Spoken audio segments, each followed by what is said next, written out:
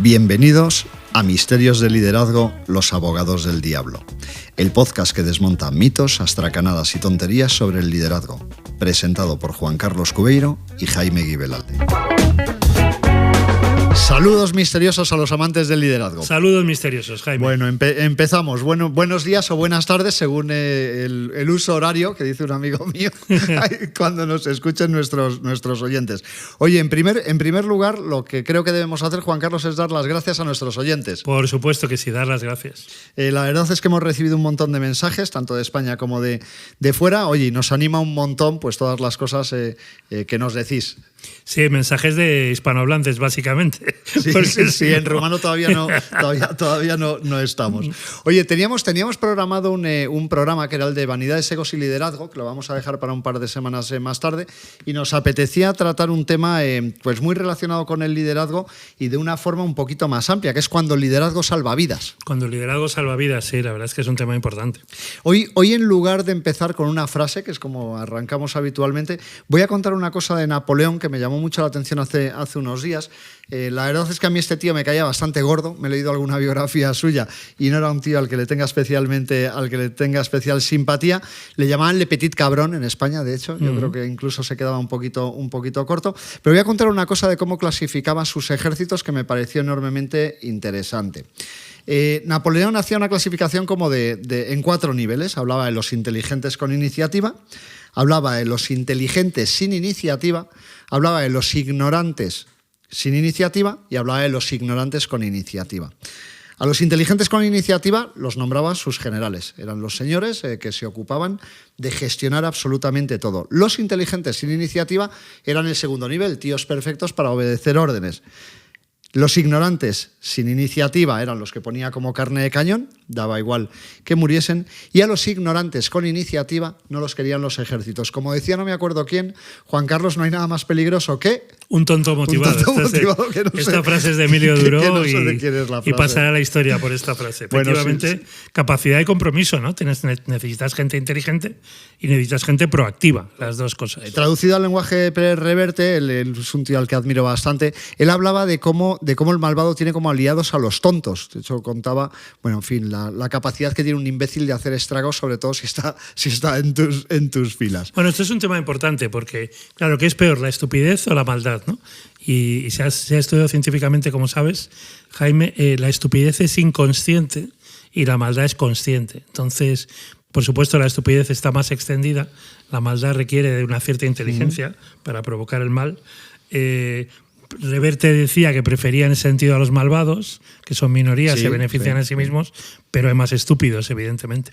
Oye, Juan Carlos, ¿por qué es tan importante el liderazgo y por qué tenemos ejemplos tan tremendos en el día a día de gente que no ha gestionado nada, pero que no se aparta, no es capaz de apartarse y se tiene que poner sí o sí al frente de las cosas? Bueno, porque el liderazgo, que ya lo hablamos en su día, que es un concepto de Warren Bennis, del guía turístico que te lleva a donde quieres ir en equipo y con ciertas emociones positivas, la verdadera piedra de toque de humanidad es cuando hay una crisis, hay una catástrofe, hay que salvar vidas, o en la guerra, como en el caso de Napoleón, probablemente muy mala persona, pero uno de los mayores genios militares, junto con Alejandro Magno y pocos más, a nivel histórico. Entonces, en ese momento es cuando la piedra de toque, el liderazgo, pues permite salvar vidas o no evitar en absoluto que fallezcan, ¿no?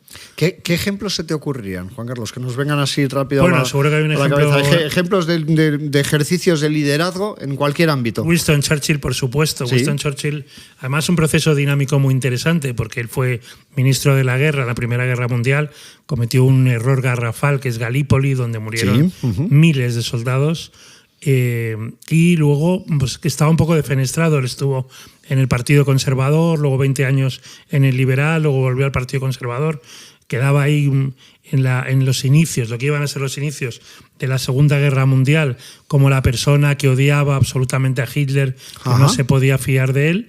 Luego demostró, como hemos dicho en español, en castellano, sangre, sudor y lágrimas, canalizó la voluntad de su pueblo y de todos los aliados, supo negociar con los estadounidenses, que al final eran los poderosos, y llevó a la Europa democrática a la victoria en la Segunda Guerra Mundial, y luego es el gran pionero, que a veces se olvida, de los Estados Unidos de Europa, es decir, de lo que hoy es la Unión Europea.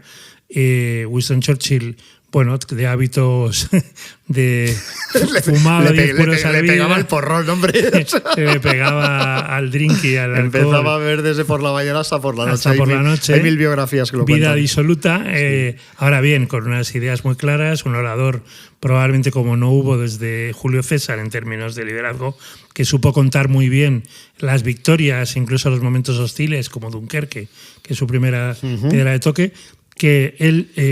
en el desembarco de Normandía opinaba otra cosa, pero se fió de sus mejores generales, y al final, aunque perdió las elecciones en el 45, volvió a ganarlas en el 51, dedicó ese tiempo como líder de la oposición a escribir en 6 volúmenes la Segunda Guerra Mundial. Sí. Y hay una frase que a mí me fascina de Churchill, que es: la historia me tratará bien porque la voy a escribir yo. Y eso es como la hemos conocido. Así se escribe la historia, nunca mejor dicho. Hoy lo llamamos relato, eso, ¿no? Sí, lo importante que es el relato. Un muy buen amigo mío siempre dice que lo más importante es el relato, no es lo que sucede, sino cómo se cuenta.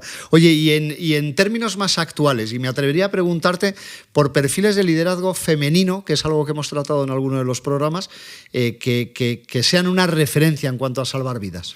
Bueno, en el liderazgo femenino abierto, a mí hay un caso que me encanta, porque es absolutamente auténtico, real, que es el de Jacinda Ardern, que estuvo... Sí, primera ministra de Nueva Zelanda. Primera ministra de Nueva Zelanda, estuvo 6 años en el cargo, creo, hasta el año 23. Me perdonas, Juan Carlos, pero es de los pocos perfiles de líderes que he visto que se apartaban inmediatamente cuando hubo un momento en el que consideró que se tenía que quitar. Sí, que la presión era demasiado y lo dejó ante la sorpresa de todo el mundo, ¿no? Y ella tiene que sufrir las consecuencias de los atentados de Christchurch, en el que mueren musulmanes por un extremista, por un loco, y absolutamente se une en el dolor, demuestra un nivel de empatía activa, de ponerse en el lugar de las víctimas, que llamamos compasión. Y bueno, están ahí las imágenes de abrazando a esa comunidad religiosa musulmana que había sufrido en Nueva Zelanda un atentado, y demuestra pues que se convierte en uno de ellos, y que lo primero que hace es escuchar, es unirse a su dolor, y a partir de ahí tomar la iniciativa, volviendo al ejemplo napoleónico, para que no vuelva a suceder. Oye, haciendo una lectura al revés, Juan Carlos, estamos súper acostumbrados a perfiles iba a decir de líderes, pero no son líderes, son jefes pues de perfiles un poco más miserables, más cobardes.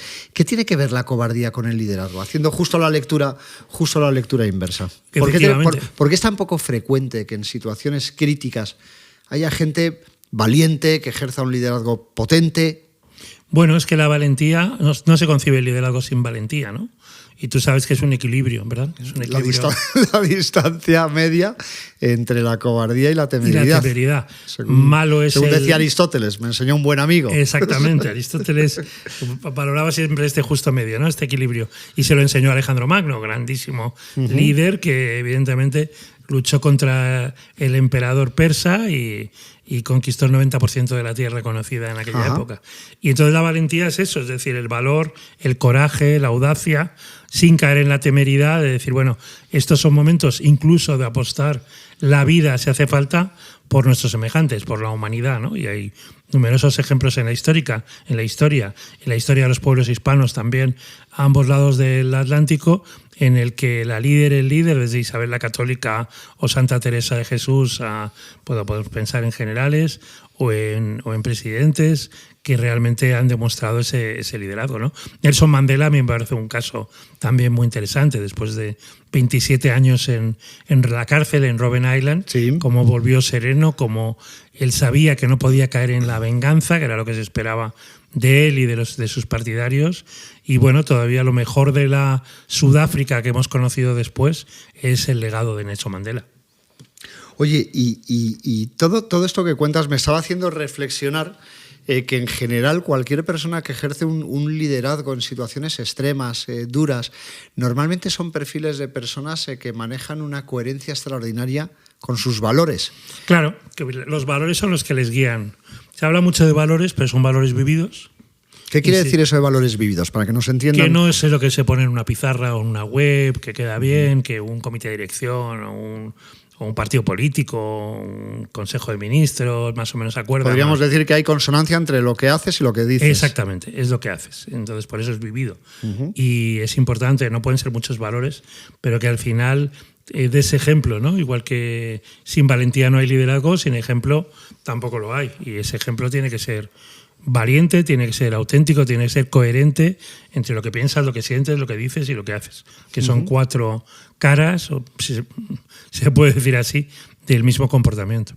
Oye, y si tuviésemos que pensar en una situación, me atrevería a pedirte un ejemplo de una situación empresarial en donde la valentía o donde hayas visto un liderazgo valiente y que haya tenido una repercusión verdadera en el entorno, hasta el punto de poder salvar vidas. ¿Se te ocurre algún ejemplo? Bueno, a salvar vidas, salvar empleos al final. Me parece bien igualmente. A ti y a mí yo sé que nos gusta mucho el ejemplo de José María Cervera, sí, buen amigo, sí.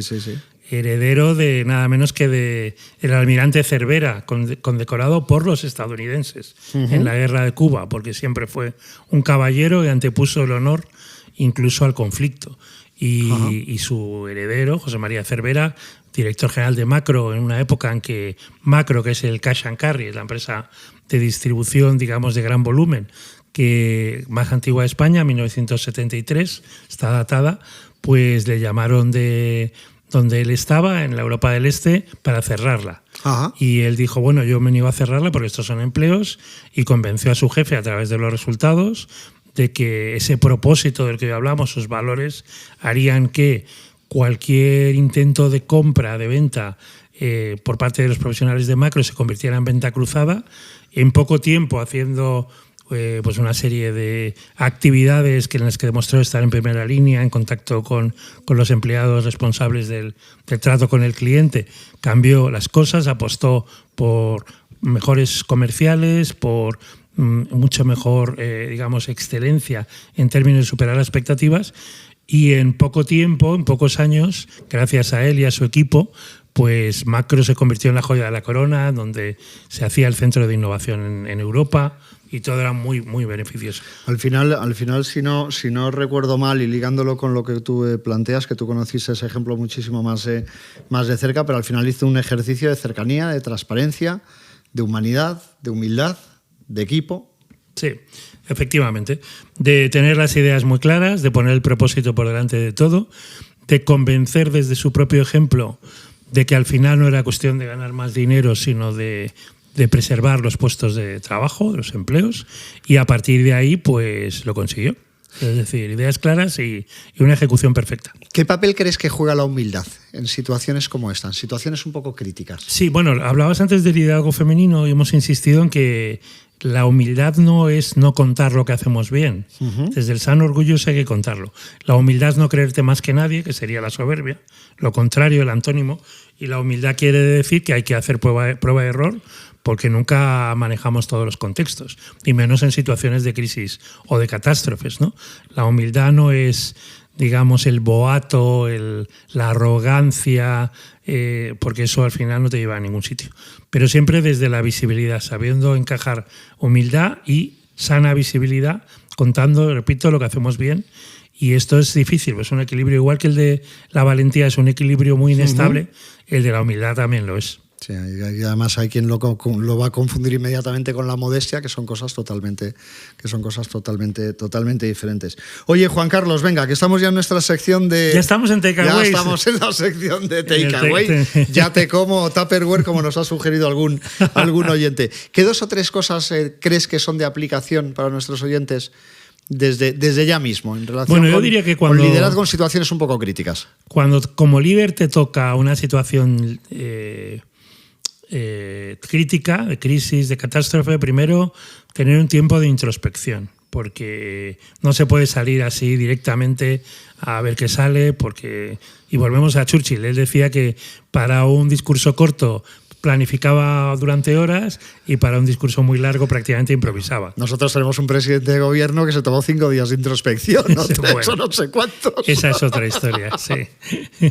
Entonces, primero eso. Segundo, manejar los equilibrios. Hablábamos del equilibrio de la valentía, el equilibrio de la compasión, sin perder, que digamos que la emoción o el dolor te haga perder la toma de decisiones difícil, firme, que tienes que hacer, el equilibrio de la humildad. Perfecto. Manejar suficientes equilibrios. Y luego prueba y error, porque nunca vas a acertar al 100%. Es decir, somos humanos, somos vulnerables, y cuando trabajas con líderes en coaching, por ejemplo, en situaciones muy difíciles, bueno, también hay personalidades que se ajustan mejor a las crisis, que son, por ejemplo, más emotivos y más extrovertidos, y luego, en cambio, hay algunos que en el mundo del enneagrama se llaman intelectuales extrovertidos, que les gusta divertirse y que, por supuesto, en las crisis lo pasan muchísimo peor. Por tanto, como siempre, aprovechar las propias fortalezas y las oportunidades de mejora, detectarlas y poder superarlas. O sea, podríamos decir que hay una parte de introspección, una parte de perspectiva y de tener equilibrio a la hora de tomar decisiones y la propia capacidad de tomar las decisiones. Y si tienes una coach o un coach, pues mucho mejor, bueno, porque eso vas a mejorar un montón, pero eso no lo sabe mucha gente. No, pero que a veces... Lo sabe quien ha tenido un coach. Parece una... No es que hagamos publicidad, pero parece una labor de llanero y solitario. Incluso en la última película de Disney, si me permites la broma, el llanero solitario iba con un indio, o sea que solitario no era, ¿no? Era Johnny Depp. Pensaba que ibas a hablar de la película de Disney, la de la Sirenita, pero la de la Sirenita oscura y un poco bizca. Bueno, en fin, me pueden partir las piernas por esto, pero en fin. Oye, Juan Carlos, hasta aquí nuestro episodio de hoy. Muchas gracias a ti. Muchas gracias, Jaime. Muchas gracias también un poquito a mí y a todos nuestros oyentes. Y preparando ya el podcast de la semana que viene, esta vez sí, vanidades, egos y liderazgos, que ya me contarás. Que ya toca. Que ya toca y nos vamos a tener que sujetar un poquito. Oye, muchísimas gracias a todos y hasta la semana que viene.